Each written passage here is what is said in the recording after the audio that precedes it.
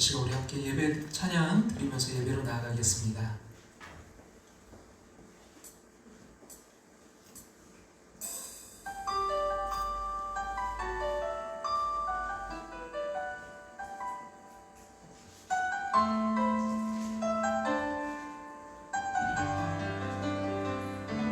주의 십자가 지고 나 그곳에 가리니 모든 땅의 끝이 기근이라도 주님 그곳에 나 보내셨으니 주님의 뜻 구하며 찬양하리라. 주의 영광을 위해 나 그곳에 가리니 주님의 손이 보하시네. 내 삶은 나그네 삶이니 주 오실 날 바라며 선포하리라.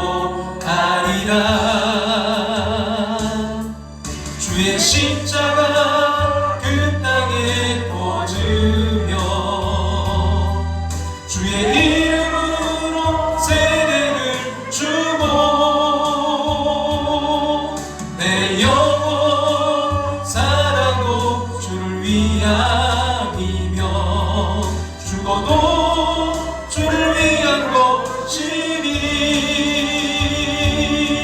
성령이여 임하소서.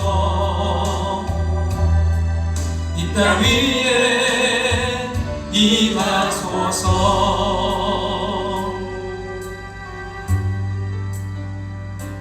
주의 십자가 지고 나 그곳에 가리니 모든 땅의 끝이 기근이라도 주님 그곳에 나 보내셨으니 주님의 뜻 구하며 찬양하리라. 주의 영광을 위해 나 그곳에 가리니 주님의 손이 보하시네. 내 삶은 나그네 삶이니 주 오실 날 바라며 선포하리라. 주의 십자가 그 땅에 꽂으며 주의 이름으로 세례를 주고 내 영혼 살아도 주를 위함이며 죽어도 주를 위한 것이니 성령이여 임하소서. 이 땅 위에 임하소서. 주의 십자가 그 땅에 꽂으며 주의 이름으로 세례를 주고 내 영혼 살아도 주를 위함이며 죽어도 주를 위한 것이니 성령이여 임하소서. 이 땅 위에 임하소서. 성령이여 임하소서. 이 땅 위에 임하소서. 교회 위에 임하소서. 예배 위에 임하소서.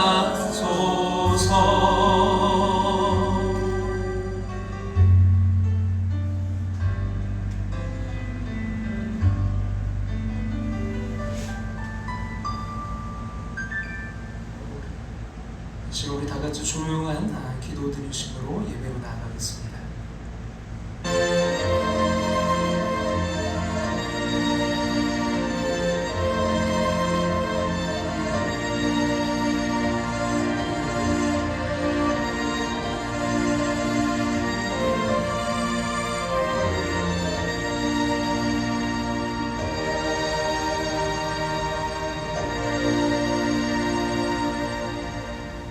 내 길을 여호와께 맡기라. 그를 의지하면 그가 이루시고 내 의를 빛같이 나타내시며 내 공의를 종호의 빛같이 하시리로다. 아멘. 다 같이 자리에 일어나셔서 지금 우리 찬송가 1장 찬송 드리겠습니다.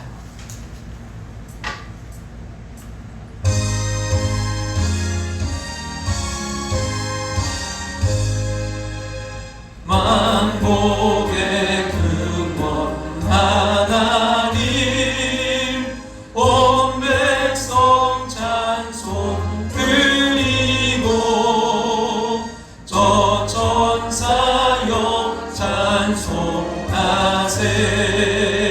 찬송 성부 성자 성령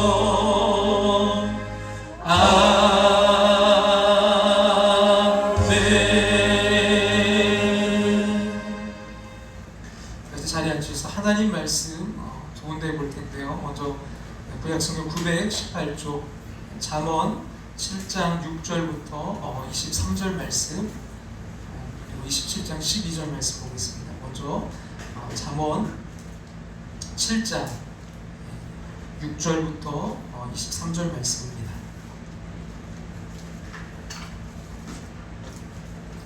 여기 자시면 잠언 7장 6절부터 23절까지 같이 함께 읽겠습니다. 내가 내 집 들창으로 살창으로 내다보다가 어리석은 자 중에 젊은이 가운데 한 지혜 없는 자를 보았노라. 그가 거리를 지나 음녀의 골목 모퉁이로 가까이 하여 그의 집 쪽으로 가는데 저물 때 황혼 때 깊은 밤 흑암 중에라. 그때 기싱의 옷을 입은 간교한 여인이 그를 맞으니 이 여인은 떠들며 완악하며 그의 발이 집에 머물지 아니하여 어떤 때에는 거리 어떤 때에는 광장 또 모퉁이마다 서서 사람을 기다리는 자라. 그 여인이 그를 붙잡고 그에게 입맞추며 부끄러움을 모르는 얼굴로 그에게 말하되 내가 화목제를 드려 서원한 것을 오늘 갚았노라. 이러므로 내가 너를 맞으려고 나와 내 얼굴을 찾다가 너를 만났도다. 내 침상에는 요와 애굽의 물이 있는 이불을 폈고 모략과 침향과 계피를 뿌렸노라. 보라, 우리가 아침까지 흡족하게 서로 사랑하며 사랑함으로 희락하자. 남편은 집을 떠나 먼 길을 갔는데 은주머니를 가졌은즉 보름날에나 집에 돌아오리라 하여 여러 가지 고운 말로 유혹하며 입술에 후리는 말로 깨물어 젊은이가 곧 그를 따랐으니 소가 도수장으로 가는 것 같고 미련한 자가 벌을 받으려고 쇠사슬에 매이러 가는 것과 같도다. 필려온 화살이 그 간을 뚫게 되리라. 새가 빨리 그물로 들어가되 그의 생명을 잃어버릴 줄을 알지 못함과 같으니라. 아멘. 한 군데 더 보겠는데요. 27장 12절 말씀 앞에 보시고 같이 한번 읽겠습니다. 슬기로운 자는 재앙을 보면 숨어 피하여도 어리석은 자들은 나가다가 해를 받느니라. 아멘. 함께하는 교회 여러분, 오늘도 예배의 자리 또 영상으로 참여하시는 모든 분들 주님의 이름으로 환영하고 축복합니다. 할렐루야. 리스타트 2021 다시 시작하는 2021 되기를 소망합니다. 여러분 사순절 기간인데요. 더욱더 주님께로 가까이 나아가는 기간 되기를 간절히 소망합니다. 여러분 회복 인생 특별 새벽 기도회가 3월 29일 마지막 주 월요일부터 4월 3일 토요일까지 새벽 5시에 있습니다. 우리 평소에는 5시 반인데 이때 특별 새벽 기도회는 5시입니다. 여러분 꼭 기억하시고 함께 기도의 자리로 나올 수 있기를 간절히 부탁드립니다. 그럼 예배 후에 또 떡이 준비되어 있습니다. 지난주에도 말씀드렸지만 여러분 나눔을 좀 가질 수 있으면 좋겠고요. 혹시라도 이렇게 고르고 또 잘 했다고 했더라도 조금 이렇게 상하거나 그런 게 있으면 과감하게 버리시기 바랍니다. 그리고 좋은 것으로 또 제대로 좋은 걸로 이분들에게 섬겼으면 좋겠고요. 여러분들 드실 때도 좋은 걸로 드시길 부탁드립니다. 기도드리겠습니다. 창조주 하나님, 오늘도 예배드리고 말씀을 듣게 하심을 감사드립니다. 예배하는 성도들에게 성령 충만을 경험케 하시고 참 평안과 기쁨이 가득하게 하여 주시옵소서. 봄이 되어 새싹이 나는 것 같이 우리의 영혼도 생명력이 넘쳐 자라나게 하여 주시옵소서. 하나님이 기뻐하실 열매 맺는 삶이 되게 하여 주시옵소서. 예배 자리에 함께 있지 못하고 객지 외국 군대 병상에 있는 성도들, 영상으로 예배에 동참하는 이들 모두에게 예배 은총을 내려 주시옵소서. 말씀 듣고 그리스도의 편지와 향기로 살아가게 도와 주시옵소서. 생명의 말씀을 듣고 잘 소화시켜서 하나님의 뜻대로 살게 하시기를 간구합니다. 이 시간 악한 마귀 틈타지 않도록 성령께서 함께 하심을 믿고 예수님의 이름으로 기도합나이다. 아멘.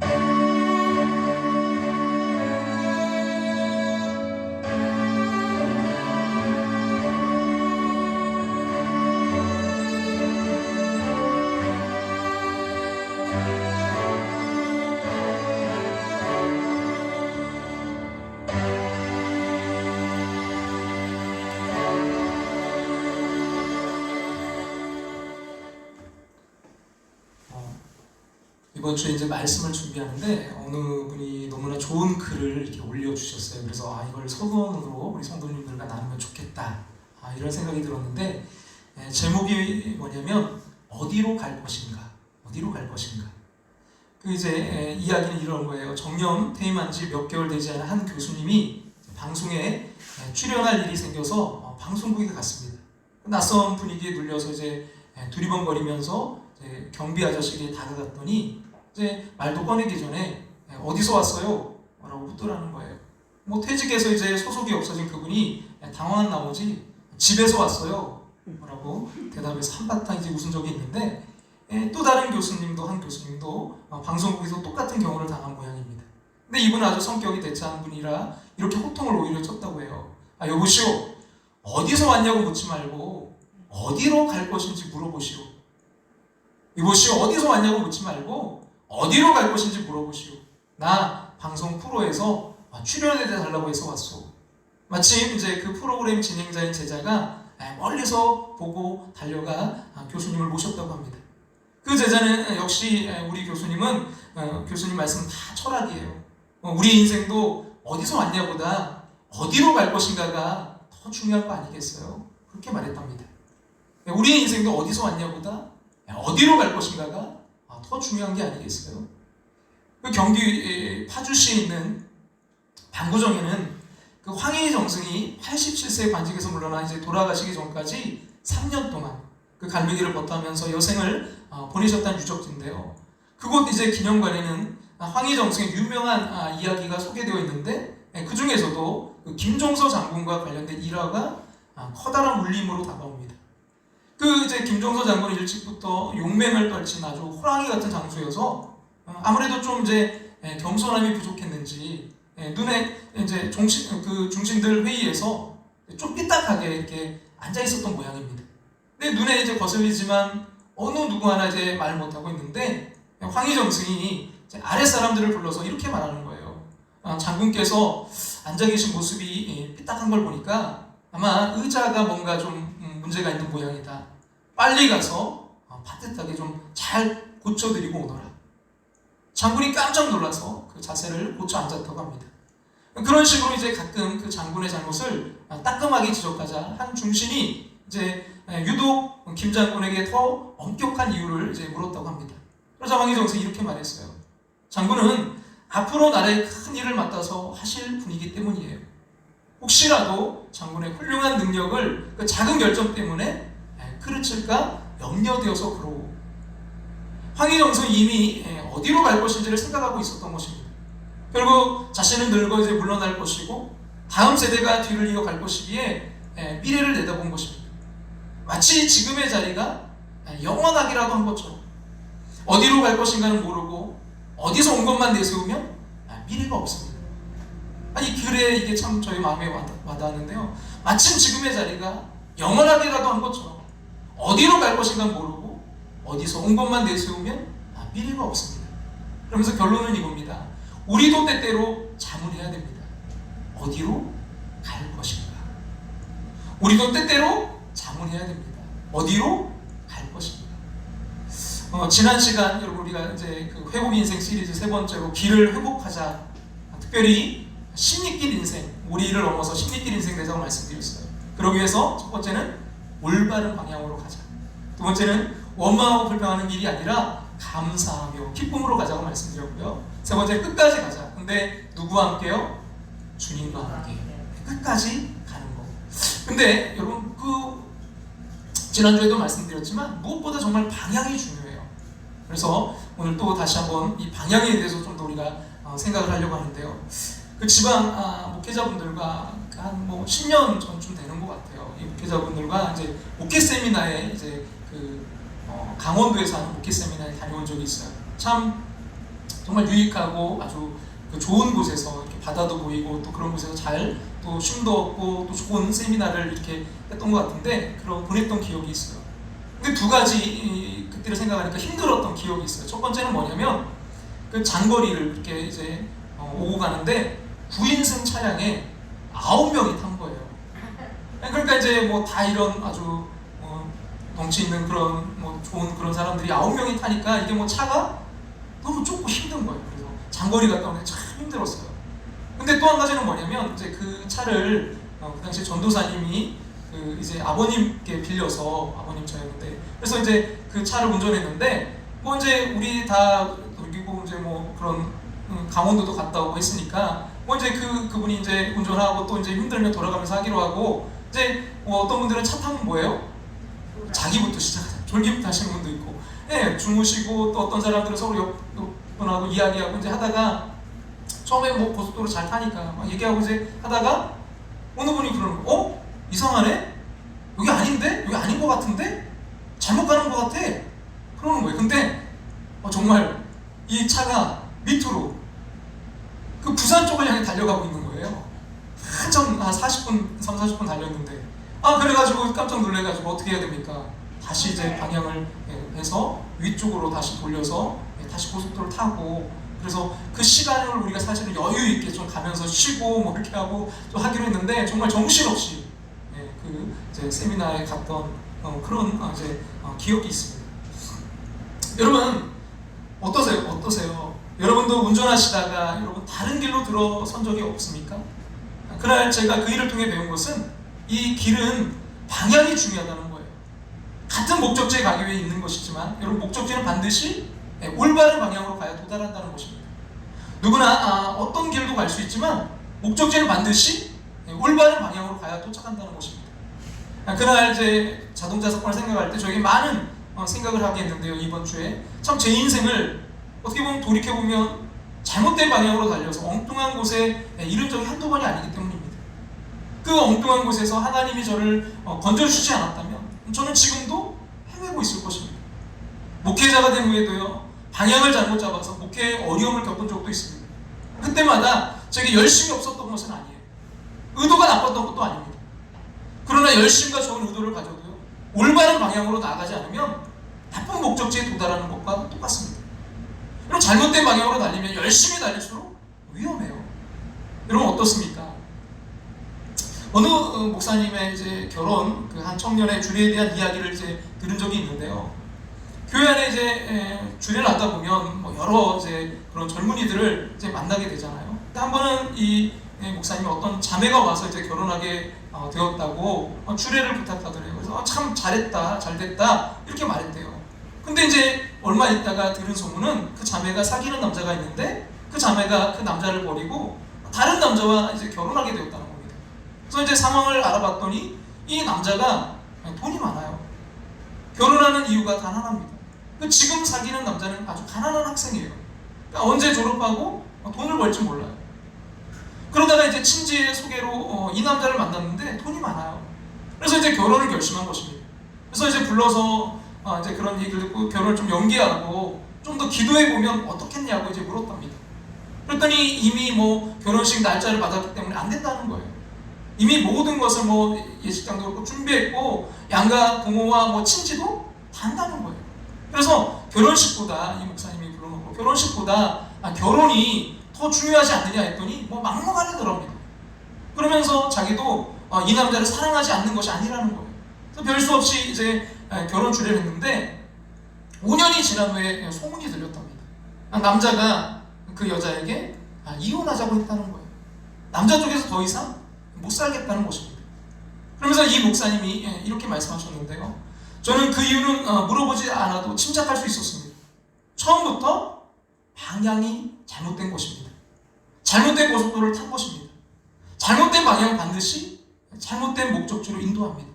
처음부터 그 길로 가지 말았어야 했습니다. 어떻습니까? 여러분, 우리 인생에도 그렇고요. 그리고 성경도 우리에게 이런 길에 대해서 이야기하는데, 그리고 성경은 이런 상황에서 뭐라고 말할까요? 오늘 잠언 7장의 말씀이 그것에 대한 어떻게 보면 대답일 것 같아요. 그리고 잠언 7장에서 솔로몬은 자신의 집 창밖으로 목격한 한 남녀의 사건을 이야기합니다. 우리 6절과 7절 앞에 보시 한번 읽어볼까요? 내가 내 집 들창으로 살창으로 내다보다가 어리석은 자 중에 젊은이 가운데 한 지혜 없는 자를 보았노라. 지혜 없는 자를 이야기하는데 여기 보니까 젊은 사람이라고만 되어 있어요. 아마도 그는 뭐 혈기왕성한 젊은 남자 같아요. 근데 이 사람이 이제 길을 가고 있습니다. 어디로 가고 있을까요? 8절과 9절 같이 한번 앞에 보시 한번 읽겠습니다. 그가 거리를 지나 음녀의 골목 모퉁이로 가까이 하여 그의 집 쪽으로 가는데 언제요? 저물 때, 황혼 때, 깊은 밤, 흑암중이라. 이 남자가 가는 방향이 기생의 집이었어요. 화장을 진하게 한 여자 하나가 길 모퉁이에 기다리고 있다가 남자가 오자 달려가서 껴안습니다. 13절부터 15절 같이 한번 볼까요? 그 여인이 그를 붙잡고 그에게 입맞추며 부끄러움을 모르는 얼굴로 그에게 말하되 내가 화목제를 드려 서원한 것을 오늘 갚았노라. 이러므로 내가 너를 맞으려고 나와 내 얼굴을 찾다가 너를 만났도다.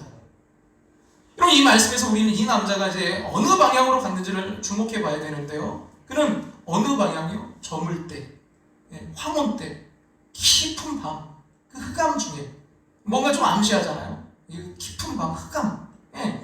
그 어디로요? 기생의 집으로 향했어요. 그곳에 이르자 이제 기다리고 있던 한 여자가 그를 맞이했는데 뭐 환영이 정말 대단합니다. 13절 볼까요? 그 여인이 그를 붙잡고 그에게 입맞추며 부끄러움을 모르는 얼굴로 내가 너를 찾다가 너를 만났도다. 그럼 이걸 좀 오늘날로 좀 바꿔볼까요? 아이고 사장님 어서 오세요. 제가 얼마나 사장님 기다렸는지 알아? 내 마음 알란가 몰라? 정말 죽입니다. 이쯤 하면요 남자는 아마 제정신이 아니었을 거예요. 그래서 어떻게 되었습니까? 사실 뭐 다음 읽을 필요가 없어요. 근데 호기심이 또 많은 분들을 위해서 좀 읽겠습니다. 16절 같이 한번 볼까요? 16절 같이 한번 보겠습니다. 내 침상에는 요와 애굽의 문이 있는 이불을 덮고. 참 잘 나갑니다. 그리고 18절 볼게요. 같이 읽겠습니다. 오라 우리가 아침까지 흡족하게 서로 사랑하며 사랑함으로 희락하자. 그럼 누구의 이야기일까요? 아마 솔로몬의 이야기인지도 모르겠어요. 우리가 아는 대로 솔로몬도 왕년에 쾌락을 쫓는데 한가닥했던 사람입니다. 솔로몬이 훗날 정신을 차린 후에 자신의 과거를 돌아보면서 회개하는 마음으로 이 고백을 했을 수도 있어요. 근데 좀 놀라운 건 여러분 14절을 보면 뭘 드렸어요? 화목제. 이 여인이 화목제 이야기를 하는 거예요. 여러분 화목제는요 하나님께 드린 감사의 예배입니다. 이 여인이 과거 어느 순간에 하나님을 잘 믿는 여인이었다는 것을 암시합니다. 지금은 하나님과 멀리 있지만 그 남자나 여자는 한때 성전에서 예배도 잘 드리고 기도도 잘 드리던 사람들이었습니다. 그래서 여기 나오는 남자와 여자는 우리와 전혀 상관없는 사람들이 아니에요.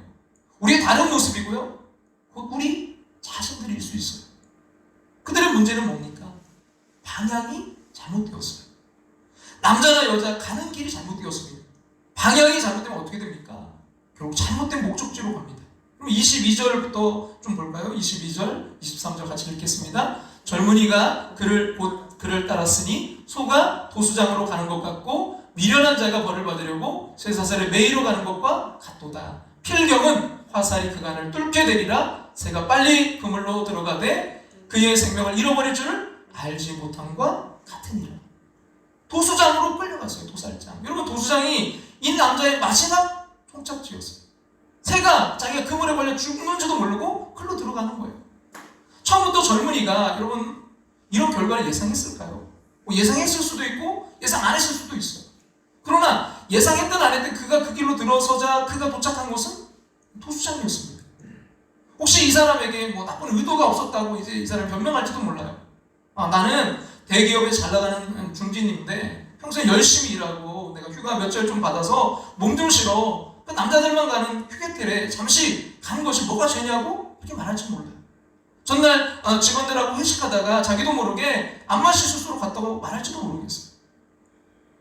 저희 딸이 연예인은 정말 믿을 게 못 된다고 어저께 막 그런 이야기를 하더라고요. 왜 그런가 했더니 그 윤호라는 그 가수가 아주 정말 그 이미지가 보면 늘 성실하고 굉장히 열정이 있는 그런 청년이거든요. 그래서 저도 굉장히 그 청년을 되게 좋게 봤는데 이 친구가 그 이제 지금 코로나 때문에 여러 가지 그런 제약도 있는데 그 어디에요?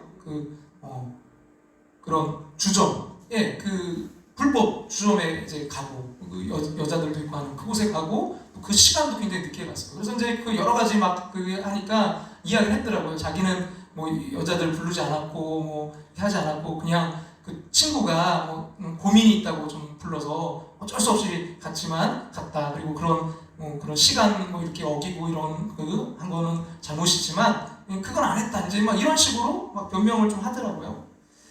근데 여러분 방향이 그런 어떤 경우에도 자신이 그 출발한 길의 그 마지막 도착지에 대한 책임을 피할 수는 없어요. 방향이 같으면 같은 목적지에 도달할 수밖에 없기 때문입니다. 그럼 인간적인 긴 변명이나 뭐 그럴 수밖에 없었던 상황은 오늘 보면 성경에서 고려되지 않고 있어요. 잘못된 방향으로 출발했으면 잘못된 목적지에 도착할 수밖에 없다는 것입니다. 그러면 여러분 희망이 없는 걸까요? 한번 잘못된 방향을 잡으면 인생이 그렇게 끝나는 걸까요? 한 번의 기회가 더 있습니다. 그것이 잠언 우리가 같이 봤던 27장 12절 말씀인데요. 같이 한번 앞에 보시고 한번 읽어볼까요? 슬기로운 자는 재앙을 보면 숨어 피하여도 어리석은 자들은 나가다가 해를 받는 일. 여기 두 사람이 등장하죠. 슬기로운 자, 어리석은 자. 지혜로운 자, 어리석은 자. 이 두 사람이 이제 똑같이 길을 걸어요. 똑같이 목적지를 향해 길을 걷습니다. 근데 가다가 뭘 만나요? 재앙을 만납니다. 여기서 재앙이란 잘못된 방향에 따른 잘못된 결과입니다. 뭐 지혜로운 자나 어리석은 자나 인생길에 놓인 재앙을 피할 수는 없어요. 문제는 똑같이 재앙을 만났는데 반응이 다르다는 것입니다. 슬기로운 자는 어떻게 합니까? 어떻게 한다고요? 슬기로운 자는 재앙을 보면 숨어 피합니다. 근데 어리석은 자는 어떻게 한다고요? 어리석은 자들은 나가다가 해를 받는 일. 어리석은 사람은요 계속 나갑니다. 피하지 않아요. 재앙이 있고 없고의 차이가 아닙니다. 재앙에 대한 반응의 차이예요. 성경은 처음부터 뭐 지혜로운 자에게 재앙이 없었다라고 말하지 않습니다. 왜 다가올 재앙을 예측하지 못했느냐고 묻지도 않아요. 재앙을 처음부터 예측했으면 그는 뭐 지혜로운 사람이 아니라 완전한 사람입니다. 지혜로운 자와 어리석은 자의 차이는요 똑같이 잘못된 방향으로 갈 수 있다는 거예요. 처음부터 여러분 잘못 시작할 수도 있다는 것입니다. 이것이 우리에게 은혜입니다. 성경이 누구나 잘못된 방향으로 갈 수 있다고 말하고 있다는 것이 우리에게 그나마 희망입니다. 그러나 여러분 잘못된 방향으로 인해 나타난 재앙은 누구에게도 오고요. 문제는 그것을 근데 어떻게 대응할 것이냐입니다. 자기가 잘못된 선택을 해서 그 결과 인생이 잘못된 방향으로 가고 있다? 그리고 그것을 알았다? 어떻게 할 것인가? 이것이 우리에게 주어진 두 번째 선택입니다. 지혜로운 사람은 그 재앙을 피합니다. 그래서 삽니다. 그러나 어리석은 사람은 재앙을 보고도요 그냥 지나칩니다. 그 길로 계속 갑니다. 돌아서지 않아요. 그래서 망합니다. 이것이 핵심입니다. 누구나 잘못 시작할 수 있습니다. 그러나 방향이 잘못되었다면 다시 길을 찾아야 됩니다. 돌아서야 됩니다. 그 잘못된 방향의 길에서 피해야 됩니다. 그렇다면 여러분 이러한 올바른 방향 그것을 회복하기 위해서 우리가 할 것이 무엇일까요? 어떤 방향으로 우리가 가야 될까요? 크게 오늘 좀 두 가지로 우리가 좀 생각해 보고자 하는데요. 첫 번째는 뭘 따르지 말고요. 상황을 따르지 말고 뭘 따르라고요? 원리를 따르라. 상황을 따르지 말고 원리를 따르라. 어느 목사님이 이제 저에게 그 책을 요즘은 그 인터넷으로 이렇게 선물할 수도 있거든요. 그래서 책을 하나 보내주셨어요. 참 감사한데 그 책의 제목이 뭐냐면 성경적 설교의 원리와 실제입니다. 성경적 설교의 원리와 실제. 근데 그 앞에 부제목이 뭐냐면 설교의 레노베이션을 꿈꾸는, 설교의 레노베이션을 꿈꾸는 성경적 설교의 원리와 실제. 그러니까 이분은 어떤 방향으로 가고 있냐면 설교의 레노베이션을 꿈꾸는 방향으로 가는 거예요. 설교에 있어서 레노베이션을 꿈꾸고 있습니다. 그 방향을 추구하는 거예요. 그래서 그럼 레노베이션이 뭔가 찾아봤더니 수선, 수리, 혁신, 쇄신, 원교 회복입니다.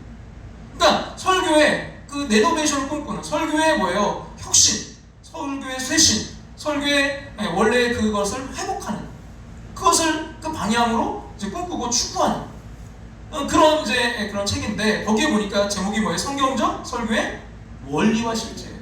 그런 방향으로 가려면, 설교가 정말 진정한 그것을 회복되려면, 쇄신되려면 뭐예요? 성경적 설교의 원리를 따라가야 된다는 거예요.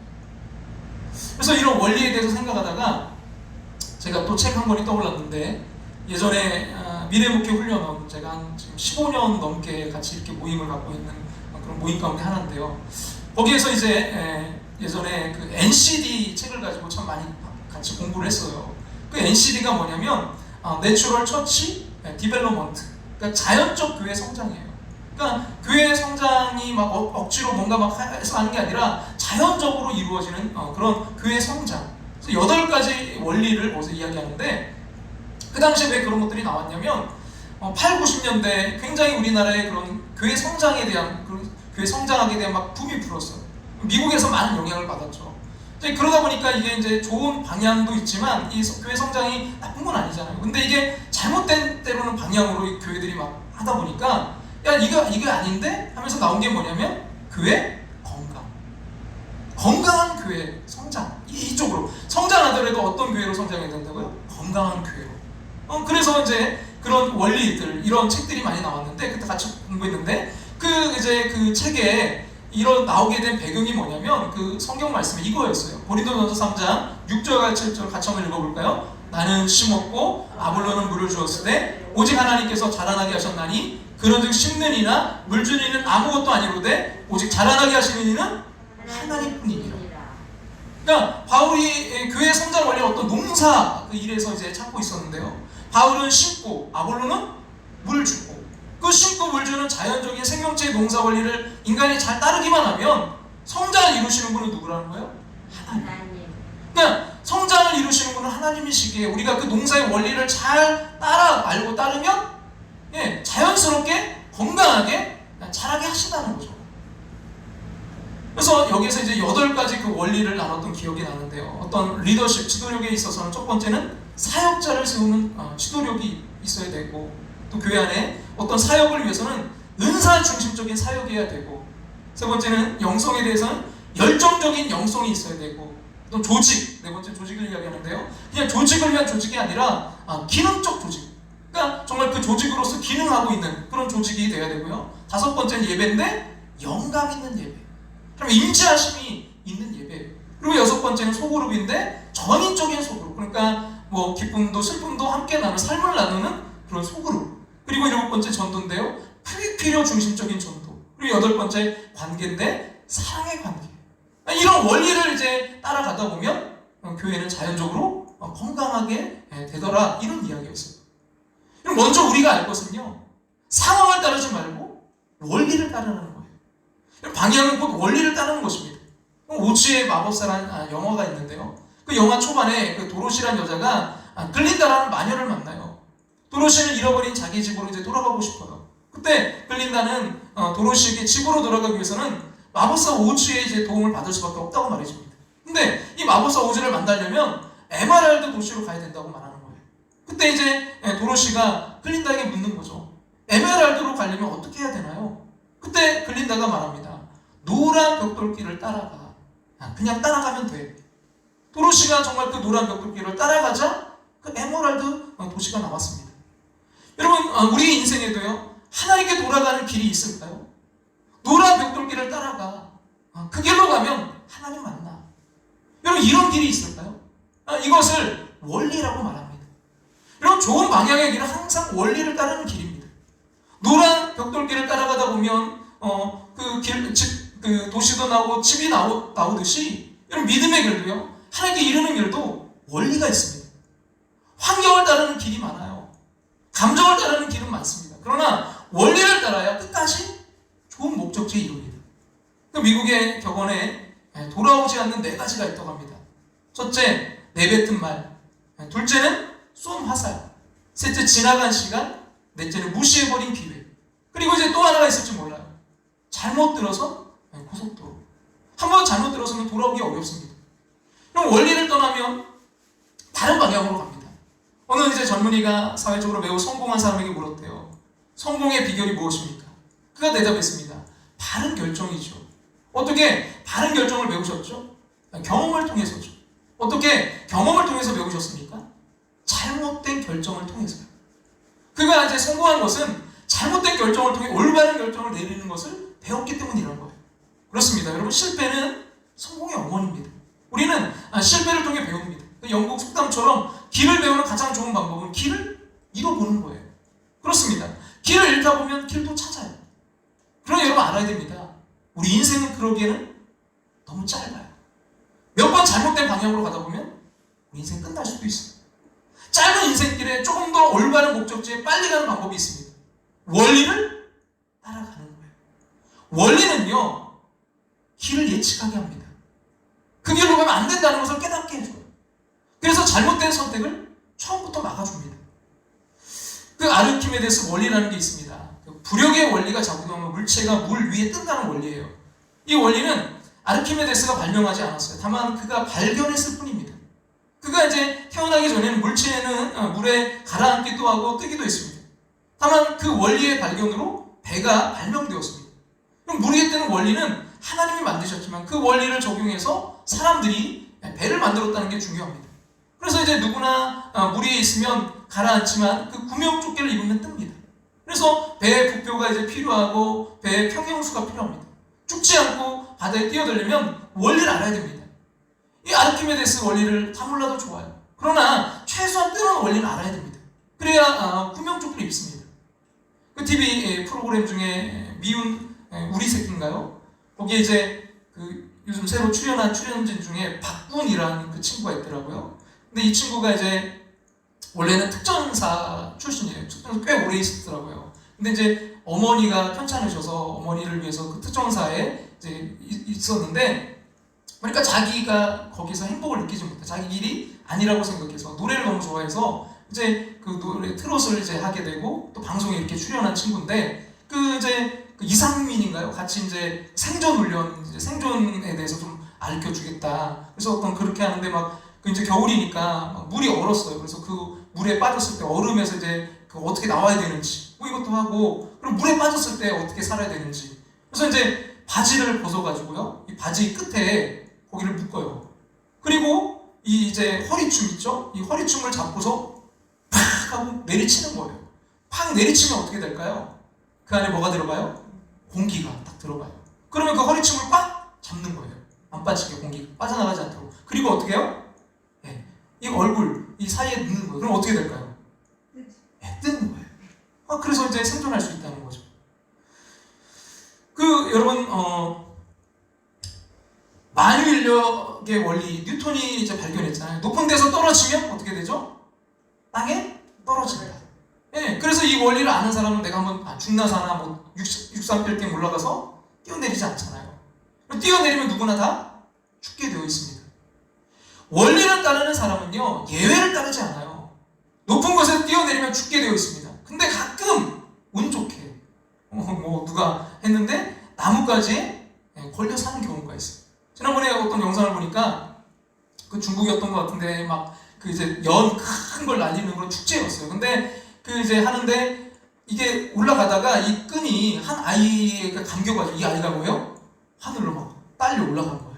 근데 다행히 가다가 막 한참 가다가 이게 바람이 싹 자저러들면서 나뭇가지에 살짝 걸치면서 어떻게 됐어요? 그 아이가 살아났어요. 와, 이거 정말 예외적인 거잖아요. 높은 곳에 떨어져도. 그럼 운이 때로는 예외가 있을 수 있어요. 근데 여러분 한번 생각해 보세요. 원리와 예외가 함께 있어요. 높은 곳에 떨어지면 죽는다. 이건 뭐예요? 원리입니다.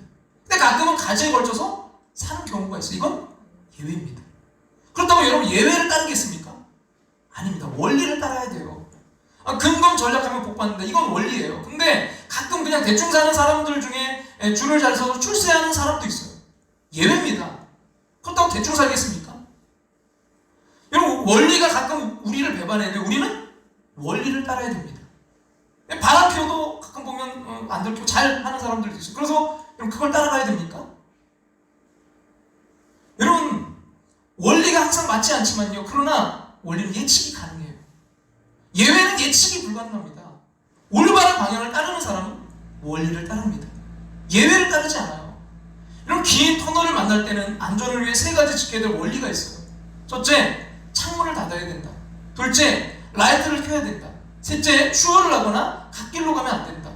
근데 그리스도인이 인생을 살다가 어두운 터널을 지나게 될 때 이와 똑같은 어떤 원리, 규칙을 지켜야 됩니다. 첫째, 세상을 향한 창문을 닫고 하나님께만 마음을 집중해야 된다. 진정한 해결책은 세상 밖이 아니라 하나님 안에 있기 때문이다. 둘째, 말씀으로 어두운 길을 비출 등불을 켜야 된다. 셋째는 다른 길로 빠지지 말고 하나님이 주신 사명, 내 안에 굳건한 비전을 향해서만 직진해야 된다. 아무리 긴 터널도 언젠가 끝이 나듯이 터널을 무사히 지나는 법만 알면요, 그 원리를 따라가면 반드시 탁 트인 하늘을 만나게 됩니다. 하지만 터널이 여러분 너무 길다고 규칙을 원리를 무시하고 내가 하고 싶은 대로만 하면 사고나고 맙니다. 여러분, 인생이 아무리 어둡고 힘들어도 말씀을 벗어나지 않고 주님만 바라보면서 푸른 하늘을 기다려야 됩니다. 여러분, 어두운 터널일수록 더욱더 주님께 의지하시기 바랍니다. 반드시 주님께서 좋은 곳으로 인도하실 줄로 믿습니다. 여러분, 첫 번째, 우리가 방향을 회복하기 위해서 뭘 따르지 말고 뭘 따르라고요? 상황을 따르지 말고 원리를 따르기를 소망합니다. 자, 두 번째는요, 나의 뭐예요? 생각을 따르지 말고 하나님의 생각을 따르라. 여기서 생략된 게 있어요. 나의 좋은 생각. 이 칸이 모질라서 뺐는데요. 나의 뭐라고요? 좋은 생각. 때로 좋은 생각이 있어요. 근데 그거 따르지 말고 뭐라고요? 하나님의 생각을 따르라. 우리에게 좋은 것은요, 우리에게 가끔 좋은 생각이 있다는 거예요. 여러분, 우리에게도 착한 양심도 있고 또 불쌍히 여기는 마음도 있고 정의로운 생각도 있습니다. 하나님이 우리를 하나님의 형상으로 창조했기 때문입니다. 그러나 우리의 생각이 아무리 좋아도요, 그래서 이기적이고 자기중심적인 것이라는 것을 우리가 인정하지 않을 수 없어요. 우리의 생각은 주로 현실적이고 나를 위한 것이고 지금 보기에 좋아요. 당장은 좋아요. 그러나 여러분, 하나님의 생각은 주로 미래적이고 잘 보이지 않고 가끔 용납하기 어려워요. 그래도 우리는 하나님의 생각을 따라야 됩니다. 왜 그렇습니까? 여러분, 이사야 55장 8절과 9절에 이렇게 말씀해요. 같이 한번 읽어볼까요? 이는 내 생각이 너희의 생각과 다르며 내 길은 너희의 길과 다름이니라. 여호와의 말씀이니라. 이는 하늘이 땅보다 높음같이 내 길은 너희의 길보다 높으며 내 생각은 너희의 생각보다 높음이니라. 정말 하나님은 내 생각보다 크시다, 내 생각보다 높으시다, 이걸 인정하면 승복하고 순종하는 하나님의 사람이 됩니다. 온전히 그분 앞에 승복하는 삶, 우리 모두에게 이 은혜가 있기를 간절히 소망합니다. 하나님 앞에 승복하지 못해서 안 해도 되는 그 피눈물을 정말 나는 고생을 해야 했던 사람이 바로 탕자의 비유에서 나오는 그 둘째 아들입니다. 그는 열심히 자기 머리를 굴렸어요. 그는 이 세상을 살아가는데 뭐 그까짓 거 아버지의 사랑이 뭐가 필요해, 돈만 있으면 됐지 생각했습니다. 아버지 재산을 받아서 이렇게 저렇게 이제 하면 행복하게 잘 살 수 있으리라 여겼습니다. 그래서 아버지 말 안 듣고 빠락빠락 우겨서 그 아버지의 재산을 가지고 떠나갔다가 망한 거 아닙니까? 둘째 아들은 집을 뛰쳐나가자마자 혼돈과 공허와 흑암 속에 헤매는 인생이 되고 말았습니다. 우리 인생이 나와는 완전히 차원이 다른 하나님의 생각에 승복되지 않고 혼미해져 있으면요, 돈이 아무리 많아도 해결이 안 되고 아파트 평수를 넓혀도 해결이 안 되고 예쁜 여자와 결혼해도 해결이 안 됩니다. 저는 그 둘째 아들을 볼 때마다 안타까워요. 자기가 자기를 사랑하는 것보다 아버지가 자기를 더 깊이 생각하고 더 사랑해주는 분이라는 걸 인정했더라면 그런 고생은 안 해도 되었을 거 아닌가요? 그럼 인생은 두 종류입니다. 아버지 말씀에 순종하고 승복해서 고생하지 않고 행복한 삶이란 답을 찾는 인생이 있고, 집 나간 둘째 아들처럼 고집 부리다가 죽을 고생하면서 겨우 답을 찾는 인생이 있습니다. 우리는 그 두 가지 인생 가운데 어느 인생에 속해 있나요? 첫 번째 인생이 되어야 됩니다. 고생하기 전에 아버지를 신뢰하고 그분께 승복하며 그분이 이끄시는 대로 따라가시기 바랍니다. 그 길이 우리의 길보다 높습니다. 여러분, 사춘기 아이들 입에서 습관적으로 나오는 말 중에 하나가 내 생각에는 이에요. 엄마의 생각, 아빠의 생각 따위는 필요 없고 내 생각에는 이게 좋겠다는 겁니다. 그 과정을 이미 다 겪어본 부모가 보기에는 그저 좀 부모가 시키는 대로 승복하면 괜한 고생은 안 해도 될 것 같은데 자기 생각을 고집합니다. 물론 하나님의 자녀는 반드시 돌아올 것이기 걱정은 안 하지만 그렇게 자기 생각만 고집하는 자녀들 보면 저러면 고생할 텐데 이런 마음으로 염려하고 근심하게 됩니다. 그럼 이것이 부모의 마음이자 우리를 향한 아버지 하나님의 마음입니다. 저는 가끔 그래서 이런 생각을 해봐요. 내가 바로 그 하나님 앞에서 저 사춘기 아들과 같은, 저 사춘기 딸과 같은 모습은 아닌가. 이제 영적으로 철들 때가 되었습니다. 우리 모두 하나님을 근심시키는 자녀가 되지 않기를 소망합니다. 하나님이 우리를 보면서 너 그렇게 하면 고생할 텐데 하며 근심케 하는 인생이 아니라 나의 생각과 전혀 다른 크고 기쁘신 그분의 생각을 인정하고 순복해서 순종하는 인생을 살게 되시기를 간절히 소망합니다. 오늘 이런 말씀을 준비하다가 만나교회 이제 김병삼 목사님의 한 글을 읽었는데 이걸 좀 같이 나누면 참 좋겠다라는 생각이 들었어요. 그래서 한번 그대로 좀 읽어드릴게요. 저는 훈련을 마치고 군에 배치받던 당시에 참 순수했던 것 같습니다. 훈련을 마치고 같은 사단에 4명이 함께 배치를 받았습니다. 그러니까 이분이 이제 그 군종명이죠. 그런 이제 그런 군종 장교죠. 그래서 스님은 그대로 이제 절이 있는 곳으로 가면 되고 목사님 3명을 놓고 이제 사단 목사님이 그대로 정해줬으면 좋은데 알아서 의논해서 정하라는 것입니다. 이제 사단에 이제 갈 교회가 3군데가 있는데 사단 목사님이 안 정해주시고 당신들이 알아서 이제 가라고 이렇게 했다는 거예요. 근데 문제는 3곳이 모두 다 다른 상황이라는 겁니다. 한 군데는 교인이 제일 많이 모이는 교회가 있는 부대고 또 하나는 서울로 제일 빨리 갈 수 있는 교회고 다른 하나가 문제인데 전방에 있는 부대 교회였거든요. 그 당시에 우리가 아는 것이 이것이 전부였습니다.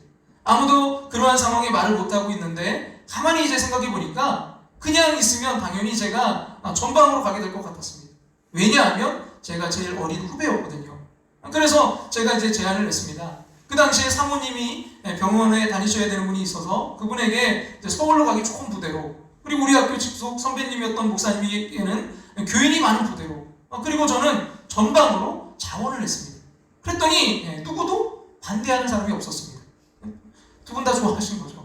그때 저도 개인적으로 기뻤습니다. 왜냐하면 밀려났느니 내가 선심을 쓰고 갔으니 말입니다. 그것만으로도 내게는 만족이었습니다. 왜냐하면 올바른 선택을 했다는 것에서 오는 자부심 같은 것이었습니다. 근데 문제는 그 다음에 일어났습니다. 이제 모두가 배치를 받아 자대로 갔는데 말입니다. 근데 그만 일주일 후에 부대가 전체적으로 이동을 하는 것이었습니다. 알고 보니까 전방 부대는 1년 단위로 교체가 되는데 우리 부대가 바로 이제 후방으로 나오게 된 것입니다. 게다가 나오자마자 모든 전방 부대의 장교들에게 휴가가 주어졌습니다. 제가 오늘 여러분에게 말하고 싶은 게 바로 이런 거예요. 우리가 아무리 계획을 짜고 생각해도요, 그게 얼마나 완전하겠느냐는 거예요. 이런 인간의 일도 이럴 텐데 하나님께서 바꾸시면 얼마든지 바뀌는 것 들어가죠. 여러분 하나님의 생각은요 우리보다 깊고 크십니다. 그래서 이런 생각을 해봤어요. 우리가 우리의 좋은 생각 버리고 하나님의 생각을 따르면 그 생각은 반드시 하나님의 미래와 연결되어 있다. 하나님이 자신의 생각을 따르는 사람이 반드시 하나님이 계획하신 미래와 연결시킨다. 그때는 그 그림이 안 보이지만 5년, 20년, 10년, 20년 지나면 반드시 그 그림이 보인다. 지금 하나님의 생각을 따른다는 것은 하나님의 미래에 동참하는 것이다. 시간이 가면 반드시 보이지 않는 퍼즐 조각이 보인다. 그때는 몰라요. 퍼즐 하나 보고 낙심할 수도 있고. 그러나 여러분 하나님은 그 큰 그림을 보시는 분이신 줄로 믿습니다. 그래서 그때 하나님이 그렇게 하셨구나. 그때 드디어 큰 그림이 보이는 것입니다. 여러분 우리가 사업을 합니다. 열심히 하는 것보다 중요한 게 이거예요. 나는 누구의 생각을 따라 사업할 것인가? 우리의 좋은 생각입니까? 하나님의 생각입니까? 하나님의 생각을 따르면 우리의 사업은요 하나님의 큰 계획 안에 있습니다. 우리가 자녀를 가르칩니다. 열심히 공부하려고만 할 것이 아니라 누구의 생각을 따라 살도록 할 것인가? 내 좋은 생각입니까? 하나님의 생각입니까? 하나님의 생각을 따르면 지금은 보이지 않지만 머지않아 우리의 자녀들이 하나님의 손에 놓여 있음을 보게 됩니다. 내 생각은 내가 이루지만 하나님의 생각은요 하나님이 이루십니다. 내 생각은 지금 볼 때 좋지만 하나님의 생각은 언제나 좋습니다. 내 생각은 왔다 갔다 하지만 하나님의 생각은 변함이 없습니다. 방향이 목표지를 결정합니다. 올바른 방향이 올바른 목표지로 안내합니다. 올바른 방향을 따르는 사람은요, 하나님의 생각을 따르는 사람입니다. 그러면 지금까지 말한 원리가 뭡니까? 우리가 선택해야 될 방향이 뭡니까? 하나님이 우리의 방향입니다. 하나님 말씀이 우리의 원리입니다. 모든 것이 여기서 나옵니다. 만일 하나님이 우리의 방향이고요, 하나님 말씀이 우리의 원리라면 우리가 할 일은 뭡니까? 순종입니다. 우리가 가는 모든 길의 끝은요, 하나님으로 연결되어 있습니다. 우리가 우리의 길을 걷고 달려 그 목표지에 도착하면 그 길 끝에 하나님이 서 계실 것입니다. 길의 끝에 서신 하나님은 우리의 길을 아십니다. 나의 앉고 일어섬, 멀리 있고 가까이 있는 것도 아십니다. 따라서 우리가 할 일은요, 그를 알고 그의 말씀에 순종하는 것입니다. 그럼 이스라엘 백성들이 광야를 어떻게 걸었습니까? 민수기 9장 18절 한 절에 잘 요약이 되어 있는데요, 같이 한번 앞에 보시 한번 읽어볼까요? 이스라엘 자손이 여호와의 명령을 따라 행진하였고 여호와의 명령을 따라 진을 쳤으며 구름이 성막 위에 머무는 동안에는 그들이 진영에 머물렀고. 여기서 반복되는 게 있어요. 뭐예요?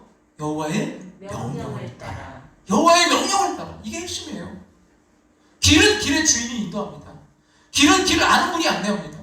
올바른 방향으로 가는 사람 전적으로 하나님을 따르는 거예요. 여호와의 명령을 따라 행진했고 여호와의 명령을 따라 진치고 여호와의 명령 따라 행진하고 여호와의 명령 따라 멈추고. 여러분, 가고 서는 모든 것이 그에게 달려 있습니다. 하나님이 하시는 일은요, 그 백성을 위해서 구름기둥과 불기둥을 예비하시는 일이요, 백성들이 할 일은 아침 저녁으로 그 구름기둥과 불기둥을 바라보며 그 하나님의 그 멈추면 멈추고 가면 가는 그것을 따르는 것입니다. 그럼 잠언은 솔로몬이 대부분 썼어요. 오랜 세월 그 인생의 수많은 경험을 통해서 솔로몬은요, 잠언의 그 결론을 이렇게 내리고 있습니다. 같이 한번 잠언 3장 5절과 6절 말씀 같이 한번 읽어볼까요? 너는 마음을 다하여 여호와를 신뢰하고 내 명철을 의지하지 말라. 너는 범사의 그를 인정하라. 그리하면 너의 길을 지도하시리라. 그럼 잠언은 우리의 지혜로 살라는 게 아니에요. 누구의 지혜로요? 하나님 지혜로 살라는 거예요. 참 우리가 그 필사를 하면서 잠언이 때로 뭐 어렵고 힘든 것 같지만 이거예요. 이게 결론이. 뭐 하신다는 거예요? 지도하신다는 거예요. 근데 여러분, 이 지도하시리라, 이게 가장 먼저 나오지 않았다는 것에 여러분 좀 주목해 봤으면 좋겠어요. 그 전에 뭐가 있어요? 먼저 이게 있어요. 여러분, 그보다 먼저 나온 말이 바로 신뢰예요. 너는 마음을 다하여 뭐예요? 여호와를 신뢰하고. 이 신뢰한다는 말은 몸을 기댄다는 뜻입니다. 하나님을 온전히 믿고 하나님을 신뢰하고 하나님께 모든 것을 기대는 거예요. 그 다음에 뭐예요? 명철을 뭐하지 말라? 의지. 의지. 근데 이 의지는 지팡이를 잡거나 보조기를 끼고 걷는 거예요. 근데 뭘 의지하지 말라고요? 명철. 네. 명철은 우리의 지적 능력을 말하는 거예요. 그것을 뭐하지 말라? 의지하지 말라. 또다시 그 다음에 뭐 뒤에 나오냐면 인정이란 말이 나오죠. 인정이란 범사에 하나님을 아는 거예요. 그럼 범사에, 그 앞에도 보니까 범사에 그를 인정하라. 범사에 있으니까 예외가 없어요. 그렇게 될 때 여호와를 신뢰하고 명철을 의지하지 않고 범사에 그를 인정할 때 어떻게 된다고? 그렇게 될 때 마지막 주어진 약속이 내가 너의 길을 지도하리라. 어떻습니까? 여러분, 방향이 목표를 결정한다는 걸 여러분 믿습니까? 여러분은 지금 올바른 방향으로 가고 계십니까? 혹시 그렇지 않을 때 지혜로운 자처럼 지금이라도 방향을 틀어 올바른 길로 바꾸시겠습니까? 환경이나 감정을 따라가지 않고 원리를 따라가시겠습니까? 자기의 생각이 좋아 보여도 늘 하나님의 생각을 따르겠습니까? 그 광야의 이스라엘 백성처럼 그 말씀에 전적으로 순종하여 하나님이 지시하시는 길로, 여러분 지도하시는 그 길로 가시겠습니까? 여러분, 이제 저희 함께하는 교회가 3월 23일이면 18주년이 됩니다. 다음 주일이 18주년 주일이에요. 18년 됐습니다. 정말 저에게 계속 이 한 주간 물음이 왔어요. 정말 잘 가고 있는 건가? 여러분, 앞에 그 서두에서도 얘기했지만 어디로 갈 것인가? 그게 더 중요한 물음이라고 했잖아요. 그 어디로 갈 것인가? 나는 지금 잘 가고 있는가? 나는 어디로 갈 것인가? 이런 이제 고민을 하다가 그 유기성 목사님, 선한목자 유기성 목사님이 쓴 글 하나가 저에게 딱 마음에 답으로 딱 다가왔어요. 한번 좀 읽어드릴게요. 이분이 이제 우리도 함께 했지만 예수님의 사람, 나는 죽고 예수님으로 사는 사람, 또 하나는 이분이 지금 계속해서 하고 있던 게 영성일기를 쓰는 거예요. 그래서 24시간 주님을 바라보고 살자, 이제 그런 운동들을 하고서 실천하고 계신 목사님인데, 이제 이런 얘기예요. 어느 분이 나는 죽고 예수로 살라, 24시간 주님을 바라보라는 목사님의 말씀대로 했더니 정말 제 삶이 변했어요 하셨습니다. 감사한 말이지만 솔직히 아쉬웠습니다. 변했다는 게 아쉽대요. 그리고 또 들어보세요. 어느 분은 목사님의 말씀대로 살아보려고 애를 썼지만 주님과 친밀히 동행하게 되지 않아요 하셨습니다. 그 답답함이 이해되었지만 역시 너무나 아쉬웠습니다.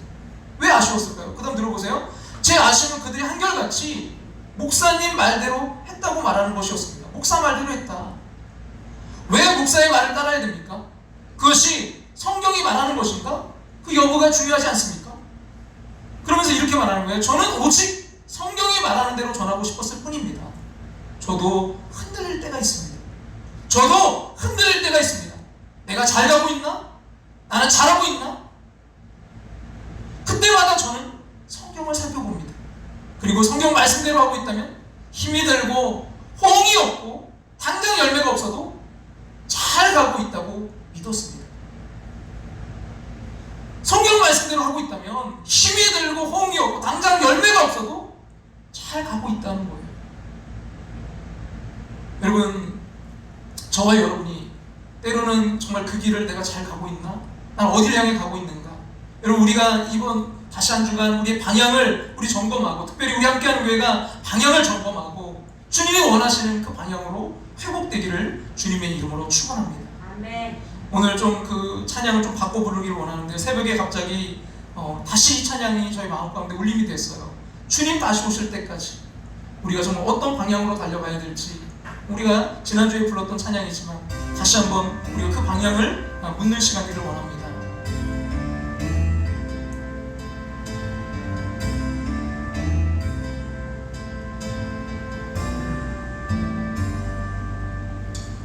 주님 다시 오실 때까 나는 이 길을 가리라. 나는 이 길을 가리라. 어떤 분, 어떤 길입니까?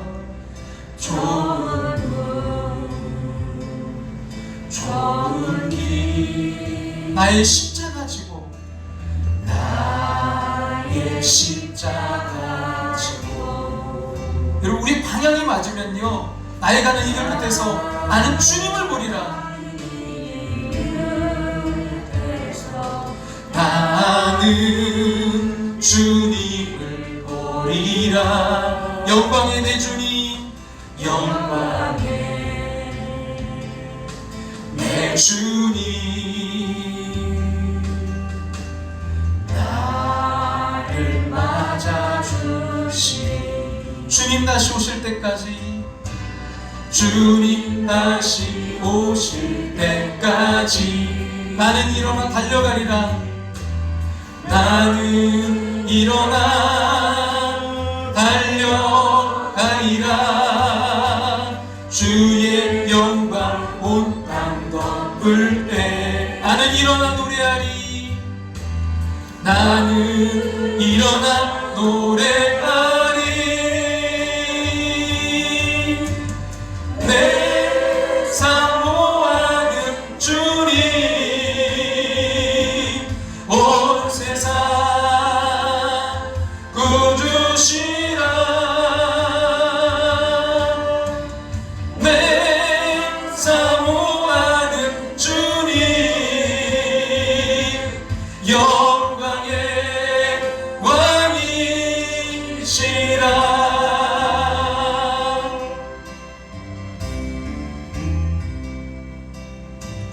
주님 다시 오실 때까지 나는 이 길을 가리라. 여러분, 우리의 방향이 올바르길 원합니다. 좋은 길. 나의 십자가 지고, 나의 십자가 지고 나의 가는 이 길 끝에서 나는 주님을 보리라. 나의 가는 이 길 끝에서 나는 주님을 보리라. 영광의 내 주님, 내 주님 나를 맞아주시.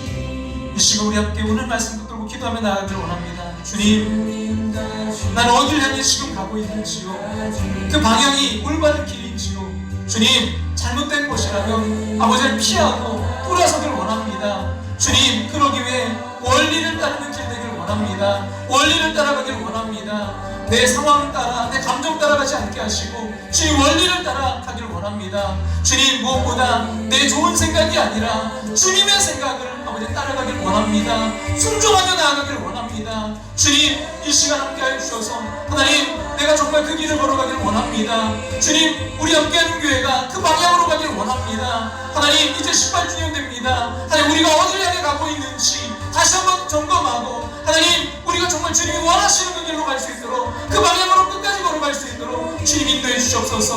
오늘 우리에게 주신 말씀 붙들고 우리 함께 이 시간 기도하며 나아갑니다. 함께 기도드리겠습니다. 아버지 하나님 감사합니다. 하나님 인도하시고 역사하시고 함께 하심을 감사합니다. 주님, 시간을 함께 주시옵소서. 아버지 하나님, 우리가 아버지 어느 방향으로 지금 가고 있는지, 아버지 하나님 어디로 갈 것인가, 아버지 어디로 갈 것인가, 우리가 아버지를 묻는 그 삶이 되기를 원합니다. 하나님, 어디서 만나면 우리가 아버지 그것을 가지고 아버지 자라가는 인생이 아니라 이제 어디를 향해 갈 것인가, 무엇을 향해 갈 것인가, 아버지 묻고 아버지 그것을 따라가는 인생 될 수 있도록 주님이 인도하시고 역사해 주시옵소서. 주님, 그러기 위해 하나님 아버지 예외가 아니라 원리를 따라가는 인생 되기를 원합니다. 예외를 따르지 않게 하시고 상황을 따르지 않게 하시고 감정을 따르지 않게 하시고 주님 원리를 따라가는 인생 되기를 원합니다. 하나님 아버지, 또한 무엇보다 나의 좋은 생각이 아니라 하나님의 생각을 따라가기를 원합니다. 주여, 승복하고 순종하는 자 되기를 원합니다. 주님, 들어주시고 인도해 주셔서 아버지 부족한 종과 우리 함께하는 교회가 하나님이 뜻하시는 아버지 그 방향으로 끝까지 달려갈 수 있도록 주님 인도하시고 역사해 주옵소서. 하나님, 이 시간 다시 한번 우리가 잘 가고 있는지, 아버지 정말 무엇을 향해 가고 있는지 다시 한번 아버지 점검하는 시간 되기를 원합니다. 이번 한 주간 다시 한번 점검하고 주님의 아버지 그 방향이 회복되는 귀한 한 주간 되기를 원합니다. 회복의 역사 일어나게 하여 주옵소서. 회복이 인생 될 수 있도록 주님 인도하시고 주님 역사해 주옵소서. 아버지 하나님 감사합니다. 사모하는 주님, 영광한 구주시라. 내 사모하는 주님, 영광의 왕이시라.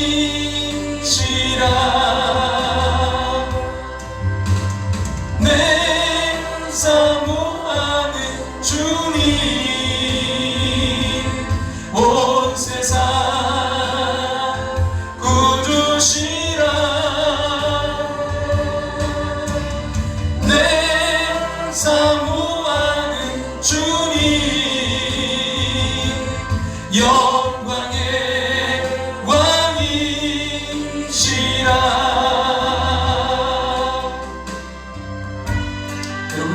우리의 방향이 맞으면 여러분 주님이 그 길을 인도하시는 줄로 믿습니다.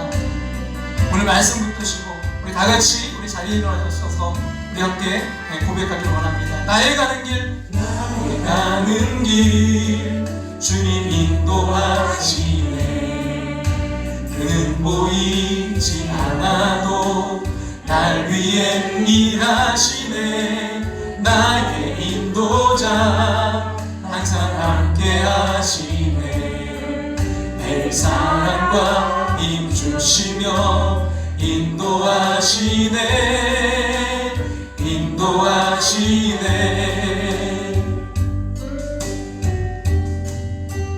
나의 가는 길 주님 인도하시네. 그는 보이지 않아도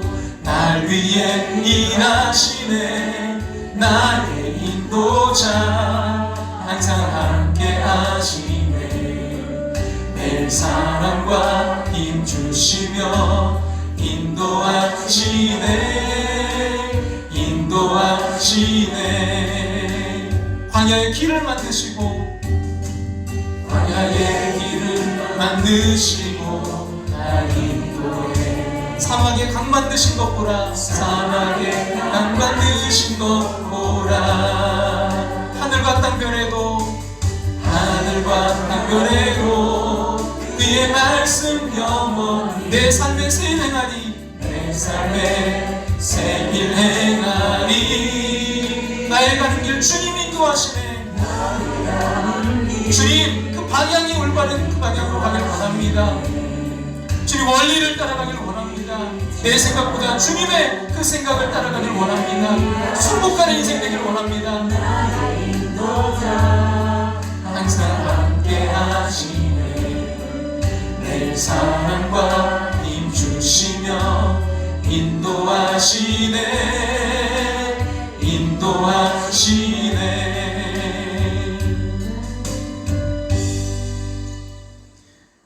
아버지 하나님, 이 시간 우리의 방향을 아버지 점검받길 원합니다. 내가 지금 어디를 향해 가고 있는지, 어디로 갈 것인가 다시 한번 우리가 묻는 인생 되길 원합니다. 하나님, 그러기 위해 아버지 그 방향을 회복하는 인생 되길 원합니다. 우리가 잘못된 방향이라면 주님 깨닫게 하시고 회복 인생 될 수 있도록 역사해 주시옵소서. 하나님, 감정을 따라가는 것이 아니라, 상황을 따라가는 것이 아니라 원리를 따라가게 도와주시옵소서. 아버지 그 길에는 예외가 있습니다. 예외를 따르지 않게 도와주시옵소서. 원리를 따라가게 도와주시옵소서. 하나님, 나의 좋은 생각도 있습니다. 그러나 나의 좋은 생각이 아니라 하나님의 더 깊고 더 크신, 더 높으신 그 생각을 따라가는 인생 되게 도와주시옵소서. 하나님, 말씀으로 점검받길 원합니다. 순복하는 인생 되길 원합니다. 순종하는 인생 되길 원합니다. 주여 함께하여 주시옵소서. 부족한 종, 우리 함께하는 교회 아버지는 이제 18주년을 맞이합니다. 정말 이 방향이 옳은 것인지요? 주님, 그 방향이 옳다면, 주님 말씀으로 점검받고 그 방향이 옳다면 주님 끝까지 주님 승리하며 나아갈 수 있도록 역사해 주시옵소서. 아멘. 그러나 방향이 맞지 않다면 주여, 주님이 틀어주십시오. 주님이 옮겨주십시오. 주님이 역사해 주십시오. 주님 바라보고 아버지, 우리가 정말 그 올바른 방향으로 끝까지 승리하며 나아가는 부족한 종과 우리 함께하는 교회, 함께하는 원석들 모두가 될 수 있도록 역사해 주시옵소서. 주님께서 함께하시고 인도하신 믿으며 감사하며, 지금은 우리를 죄에서 구원하신 예수님의 그 크신 은혜와 하나밖에 없는 독생자 우리를 사랑하사 이 땅에 보내신 하나님의 그 크신 사랑하심과 오늘도 우리 안에 살아 역사하시며 감화교통 충만하심으로 함께하시는 성령 하나님의 인도하심을 통해 오늘도 주님의 인도하시는 그 방향으로 다시 그 방향이 회복되기를 소망하며 나아가는 당신의 사랑하는 백성들과 가정과 삶의 터전 위에 이제로부터 영원토록 함께하시기를 축원하옵나이다.